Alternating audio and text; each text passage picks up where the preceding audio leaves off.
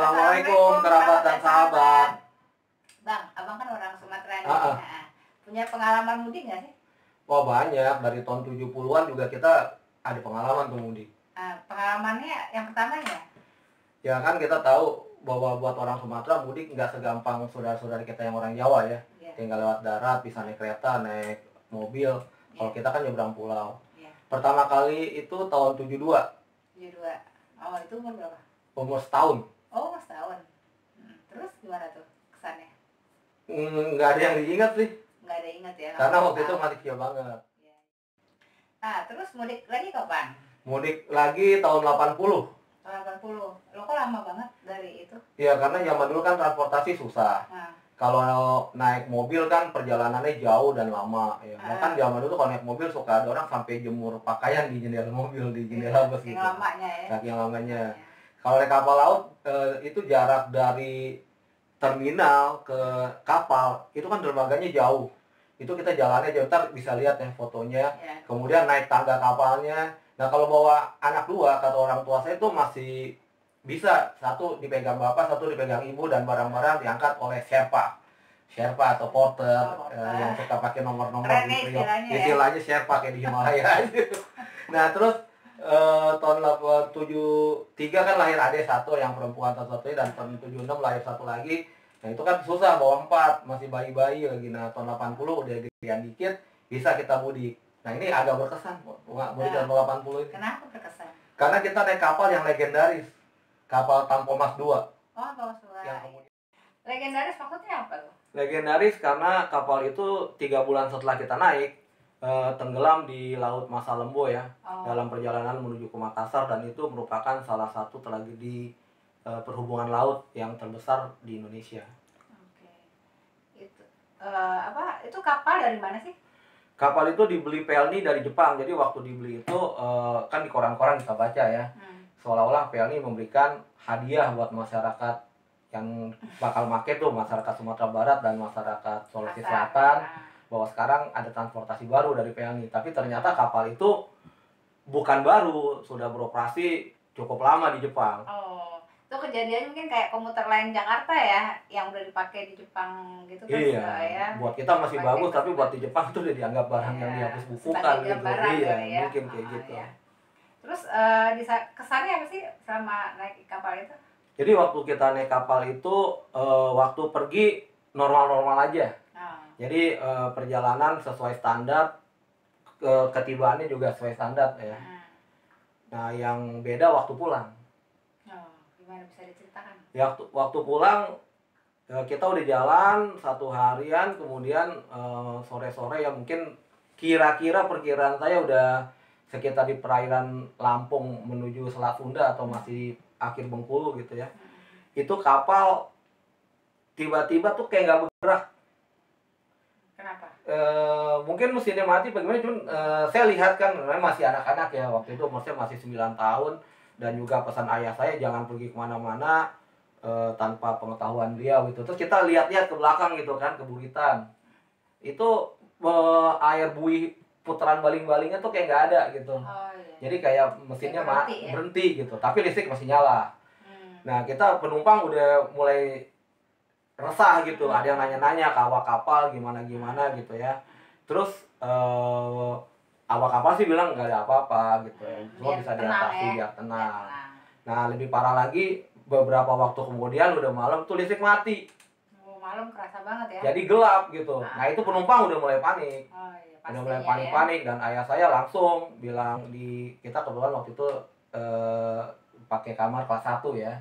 Kamar kelas 1, ayah saya langsung bilang, langsung peran bahaya kebakaran katanya gitu. Artinya kita mesti siapin kapal ini kebakaran gitu. Langsung ayah saya suruh kita semua pakai pelampung. Panik nggak waktu itu? Lumayan panik. Kita pakai pelampung. Pelampung cukup nggak? Kalau kita di kamar, pelampungnya kan tergantung di dinding-dinding ya. Iya. Itu pelampungnya cukup. Tapi nggak tahu kalau yang di penumpang di kelas ekonomi. Tapi sih feeling saya ya, kebiasaan di Indonesia pasti pelampungnya nggak cukup itu. Iya. Dari jumlah penumpang ya. Terus gimana waktu pakai pelampungnya? Nah waktu pakai pelampung dicobain sama ayah saya pelampung satu-satu, ternyata kan kita masih kecil. Nah, untuk abang saya sama saya masih muat deh. Masih lumayan. Tapi untuk dua adik saya pelampung itu kegedean gitu. Takutnya nanti kalau misalkan beneran kita ngapung di laut bisa lolos. Lolos, Nah, ya. terus ayah saya langsung tanya ke ABK. Nah, ABK gimana? Ini cuman jawabannya asik juga loh. apa? Waktu dulu saya pikir kenapa gitu. Sekarang saya baru ngerti. Katanya tenang Pak, kita nggak bakalan tenggelam kok. Ini pasti bisa kita atasi, pasti bisa kita atasi gitu. Sekarang saya baru mikir, Apa tuh? mungkin kejadian itu buat mereka udah biasa. Ya, Jadi mati-mati mesin apa segala macam kerusakan di laut, mungkin di perjalanan pelayaran sebelumnya itu udah sering kejadian. Jadi mereka nggak panik. Cuman kan dulu belum ada medsos ya. Iya, iya. Jadi kita nggak pernah tahu. Nggak pernah gitu. tahu. Yang tahu cuma ABK ya. Yang tahu cuma mereka. Ya, mungkin penumpang begitu sampai, ya udahlah telat-telat 6 jam, 10 jam, mereka fine-fine aja gitu. Waktu udah ngeliat daratan udah Nah, udah seneng aja, nanti udah sampai. Lupa lah ya Iya. segala kerutannya. Terus kemudian apa yang terjadi? Kemudian yang terjadi, bener ya kata BK bilang, lampu nyala. Berarti benar. Setelah lampu nyala, pelan-pelan kapal tuh mulai bergerak lagi. Nah, gerakannya udah gerakan seperti biasa. Ya, jadi cuman kita kehilangan waktu aja gitu. Kehilangan waktu, targetnya sampai kan biasanya subuh-subuh, pagi-pagi gitu, sehingga siang-siang kan kapal biasalah sandar, urusan macam-macam, turun barang tuh siang gitu kan ya, biar penumpang nyaman. Tapi kita akhirnya masuk Jakarta itu malam. Malam ya. Saya kurang ingat, tapi yang jelas malam deh, udah lampu-lampu di Priok itu kita lihat bagus. Lampu-lampu kita, wih keren ya Jakarta, Ancol, Priok, tahun 80, udah bagus lampunya. Cuman yang intinya kita udah seneng sampai dengan Om Selamat. Dan terlupakanlah peristiwa yang itu gitu. Dan terlupakan peristiwa itu. Dan kita sampai di turun, itu udah menjelang dini hari atau dini hari lewat ya. Itu penumpang-penumpang tujuan berikutnya ya, penumpang-penumpang orang-orang Makassar kali ya, banyak kan pasti orang Makassar. Langsung gantian gitu. Iya kan, biasanya sih ada jeda waktu antara kapal itu mungkin bekal ulang, isi air, isi segala macam. Tapi mungkin karena mereka nyangkain kita on time gitu ya, mereka kan udah kelihatan capek segala macam. Ya. Cuman ya kita udahlah, langsung cari taksi. Waktu itu adanya taksi gelap ya. Jadi dulu taksi online belum ada, jadi taksi gelap yang tawar-menawar kayak gitu sono. Ya alhamdulillah kita selamat gitu. Dan cuma kehilangan waktu aja. Dan kemudian cerita tentang kapal itu gimana tuh? Nah, 3 bulan kemudian kita dapat ya di koran, di radio, di TV ya, kita lihat berita kapal itu tenggelam, dan beritanya cukup dramatis. Pertama ada gambar kapal kebakar.